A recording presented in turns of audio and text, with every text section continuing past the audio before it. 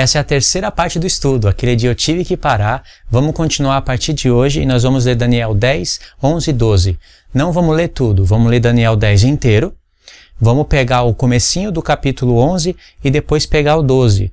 Ainda mais porque eu não sei explicar todo o capítulo 11. Tem pontos que eu ainda estou trabalhando. Esses pontos que eu vou estar explicando, eu tenho certeza no que eu vou estar falando.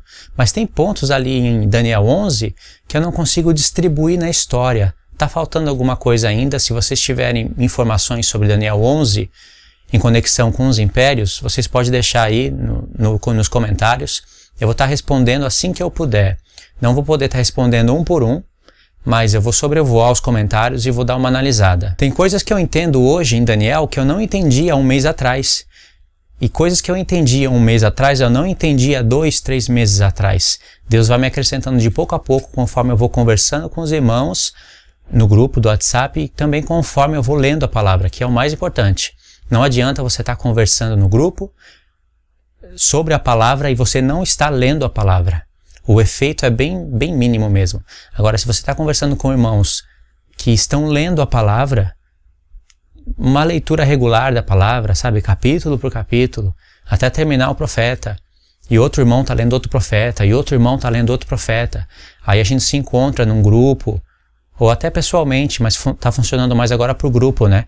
A gente se encontra no grupo e começa a conversar, aí sim tem sabedoria. Cada um acrescenta um pouco, vai se ajustando. Tem vezes que vai haver divergência, vai haver pontos que um irmão não concorda com o outro, mas até quando acontece isso, é proveitoso, quando há mansidão, quando há sabedoria, né? Porque não adianta ficar discutindo e perder o respeito. Então, esses dias eu estava no grupo conversando com os irmãos do grupo, com o irmão Felipe, o pastor Felipe, com o irmão Israel, com a irmã Lúcia, entrou também a irmã Dalila. A gente estava falando sobre 100 cães de Jafé e houve ali um ponto de interrogação e foi difícil de resolver e a gente está ainda procurando resolver esse ponto.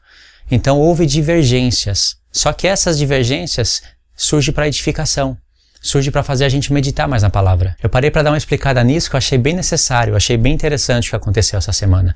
Então vamos ler Daniel 10 e nós vamos conectar com Daniel 9. Daniel 10 diz o seguinte: olha o tanto de informação tremenda que vai ter aqui. É tão profundo que até eu, na hora que estou lendo, tenho que tomar cuidado para não me prender nas variedades de informações que tem aqui. Só que a gente nunca pode esquecer que isso está sendo conectado com Daniel 9, 8 e 7.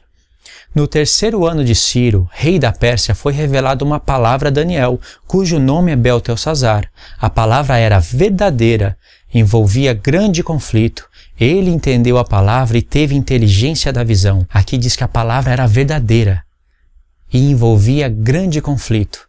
Olha só em Daniel 8. Daniel 8, verso 26. Olha só as conexões.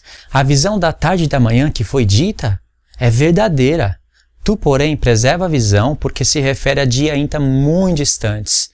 Foi dito para Daniel: Daniel, a visão que você viu é verdadeira.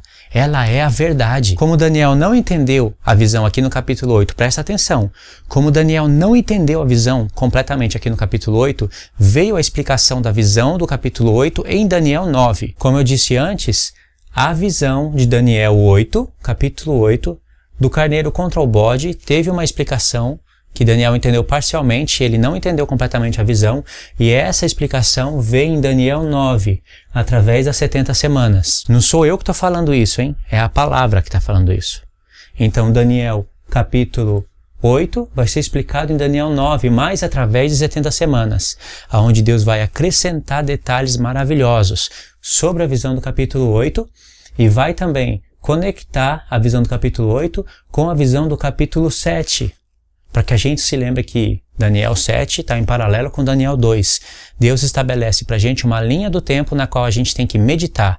Estabelece uma linha do tempo com um quebra-cabeça explicado. E aqui em Daniel 8 foi dito: Daniel, a visão, ela é a verdade. Ela é verdadeira, só que ela é a respeito de dias ainda muito distantes. Olha para Daniel, capítulo 7, verso 17.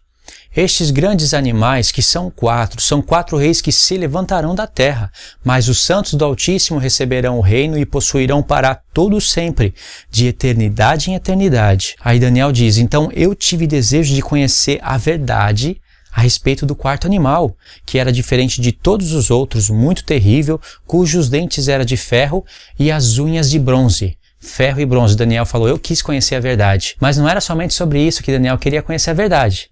Era sobre o quarto animal e ele explica com detalhes. E também quis conhecer a verdade também a respeito dos 10 chifres que tinha na cabeça e do outro que subiu diante do qual 3 caíram. Daquele chifre que tinha olhos e uma boca que falava insolência e parecia mais robusto do que os seus companheiros. Aí no verso 21, Daniel fala, eu olhava e eis que esse chifre pequeno fazia guerra contra os santos e prevalecia contra eles. Daniel só viu a visão até então.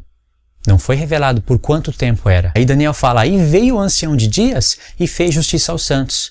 Olha, entre a guerra que o chifre pequeno fazia e a vinda do ancião de dias, existe um tempo. E esse tempo é explicado daqui em diante. São 3 tempos e meio, que como eu já expliquei antes, mas é muito importante, eu explico de novo para entrar na memória de longo prazo essa informação.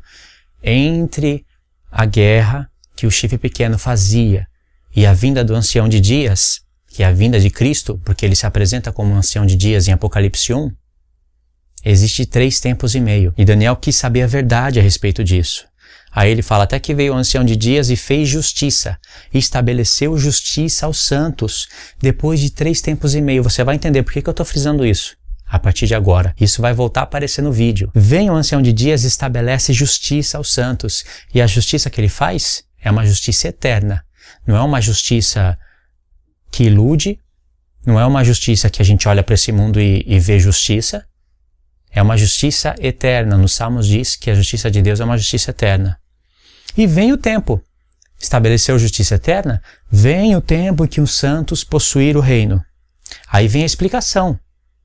No verso 23 tem a explicação. Ou seja, Daniel quis conhecer a verdade, houve a explicação de tudo, e no verso 28 ele fala, aqui terminou o assunto. Quanto a mim, Daniel, os meus pensamentos se perturbaram. Eu já expliquei o porquê que houve essa perturbação. E o meu rosto se empalideceu, mas guardei essas coisas no meu coração. Então ele não entendeu completamente a visão, mas teve desejo de conhecer a verdade. No capítulo 8, Daniel não está buscando a Deus aqui, para entender o que ele não entendeu, mas Deus vem e dá a visão para Daniel. E aí naquele verso que a gente leu fala, Daniel, a visão das 2.300 tardes e manhãs é a verdade, conectando com o capítulo 7. As próprias figuras que Deus estabelece em Daniel 8 já nos conecta com o capítulo 7, já faz a gente meditar. 4 chifres, 4 cabeças do leopardo, não é? Javã e Madai, a Grécia e a Pérsia, os 3 ossos na boca do urso, os 3 lugares para onde o carneiro dava chifrada. Aí vem a explicação da visão do capítulo 8 em Daniel 9, através das 70 semanas, só que Daniel também não entendeu tudo. Qual é a prova que ele não entendeu tudo? Porque aqui no capítulo 10, a gente vai ver que Daniel foi buscar a Deus, e vai vir a explicação de Daniel capítulo 8, na verdade, né? Só que Daniel capítulo 8 foi explicado no capítulo 9. Então a visão que vai ser explicada no capítulo 10, 11 e 12, engloba o capítulo 9, com certeza. Porque aqui no capítulo 9 é revelado as 70 semanas. Dessas 70 semanas, 7 fica para o final. É cortado no meio e fica 3 tempos e meio, 3 tempos e meio. E esses 3 tempos e meio, eles vão estar aparecendo aqui em Daniel 12. Na verdade, Daniel 10, né? Só que se desenrola a explicação até Daniel 12.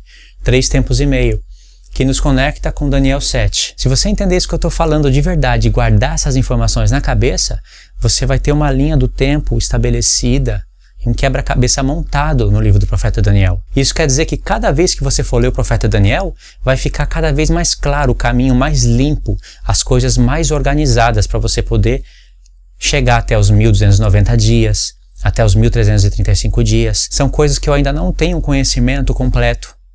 Eu tenho suposições, mas eu quero ter afirmações concretas na palavra.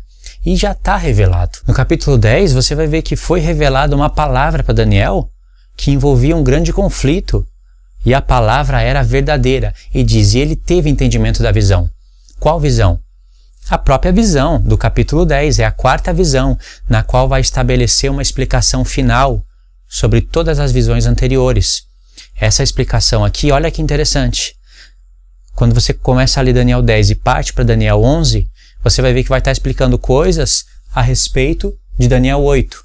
Vai estar falando do carneiro, do bode, mas é que Deus cria um trocadilho. Daniel não entendeu a visão do capítulo 8, das 2.300 tardes e manhãs. Então Deus envia o anjo Gabriel para explicar as 2.300 tardes e manhãs através de 70 semanas. Daniel não entendeu completamente as 70 semanas e ele foi buscar Deus. E aí Deus envia de novo o anjo Gabriel, só que agora vai ter conflitos, para explicar a visão das 70 semanas. Mas agora Deus explica através de 2.300 tardes e manhãs. Você entendeu o trocadilho que Deus faz? 2.300 tardes e manhãs explicada pelas 70 semanas. Depois, as 70 semanas explicada pelas 2.300 tardes e manhãs, de maneira que haja conexão entre as visões. Abrindo um espaço aqui, rapidinho, os adventistas estabeleceram uma linha do tempo para 70 semanas e outra linha do tempo para 2.300 tardes e manhãs. Colocou a profecia das 2.300 tardes e manhãs como a linha maior, de 2.300 anos, e colocou a profecia das 70 semanas como uma linha menor, e colocou o cumprimento das 70 semanas no tempo de Cristo, e o cumprimento das 2.300 tardes e manhãs, desde a época de Daniel, estendendo até o final da história. Está completamente errado. As 70 semanas é uma profecia maior. As 2.300 tardes e manhãs é uma profecia tão pequena em relação às 70 semanas, que ela cabe na metade da última semana do profeta Daniel. Por acaso o santuário de Deus fica assolado por 2.300 anos? Não fica nem por 2.300 dias? Quanto mais 2.300 anos. Porque a pergunta que é continuamente ignorada por eles é a pergunta do anjo. Um anjo pergunta para o outro em Daniel 8. Igual em Daniel 12, um anjo pergunta para o outro, estabelecendo assim um paralelo entre as visões. E o anjo perguntou: por quanto tempo dura a visão da transgressão assoladora? Em outras palavras, por quanto tempo o santuário fica assolado? E o outro anjo responde: por 2.300 tardes e manhãs. Então o santuário será purificado. Tem que recorrer ao hebraico aí também, nessa parte, que é uma parte que nos liga com Daniel 9. Foi traduzido errado na nossa Bíblia. Na verdade, o anjo fala: por 2.300 tardes e manhãs, e o santo será justificado. Tá vendo? É claro que está falando da purificação do santuário, mas quando a gente lê o santo será justificado, amplia a revelação. Então a resposta foi essa: por um tempo de 2.300 tardes e manhãs que o santuário fica assolado, que dura a visão da transgressão assoladora. Quem coloca a transgressão assoladora, tirando, removendo o sacrifício contínuo, é o chifre pequeno. Por acaso isso dura 2.300 tardes e manhãs? Não dura. E as pessoas não pensam nisso. Ouvem os estudos, comentam, elogiam. Não tem problema em elogiar, mas não pensa nisso. Está errado. Eu vou ignorar a pergunta e a resposta do anjo? Vou ignorar o contexto histórico para estabelecer a minha própria linha do tempo nas profecias? Não vou fazer isso. Continuando a leitura, no verso 2 diz: naqueles dias, eu, Daniel, pranteei durante 3 semanas. Não comi manjar desejável, nem carne, nem vinho entraram na minha boca. Eu nem ungi a minha cabeça com óleo, até que se passaram 3 semanas inteiras. No dia 24 do primeiro mês, quando eu estava à borda do rio Tigre, levantei os olhos e olhei. E eis um homem vestido de linho, cujos ombros estavam cingidos de ouro puro de ufaz. O seu corpo era como berilo, o seu rosto como um relâmpago, os seus olhos como tochas de fogo, os seus braços e os seus pés semelhante ao bronze polido. Os olhos como chama de fogo, fazendo menção ao ancião de dias, de Daniel 7.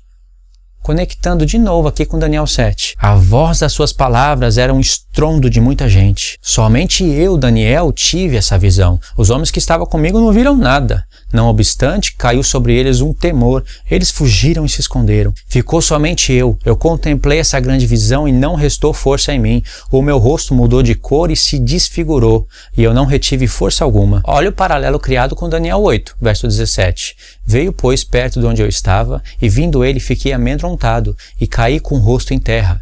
Mas ele me disse: entende, filho do homem, pois esta visão se refere ao tempo do fim. Em Daniel 10, no verso 10, continuando a leitura, diz: eis que certa mão me tocou, sacudiu-me e me pôs sobre os meus joelhos e as palmas das minhas mãos. Semelhante ao que acontece com João em Apocalipse 1, não é? João, o homem amado, o apóstolo amado, Daniel, muito amado. Ele me disse: Daniel, homem muito amado, fica atento às palavras que eu vou te dizer. Levanta sobre os pés, porque eu te sou enviado. E ao falar ele comigo esta palavra, eu me pus em pé tremendo. Então me disse: não temas, Daniel, porque desde o primeiro dia em que você aplicou o coração a compreender e a humilhar-te perante o teu Deus, foram ouvidas as tuas palavras, e por causa das tuas palavras eu vim. Daniel aplicou o coração dele a entender, a compreender. A compreender o quê? A visão. A visão que ele não compreendeu. Teve a explicação das 70 semanas, mas ele não entendeu tudo. Ele foi buscar a Deus para entender mais coisas a respeito das 70 semanas. Eis aqui a explicação. Se ele tivesse entendido tudo, ele não precisaria buscar a Deus para entender. E aqui o anjo está falando que ele buscou a Deus para entender.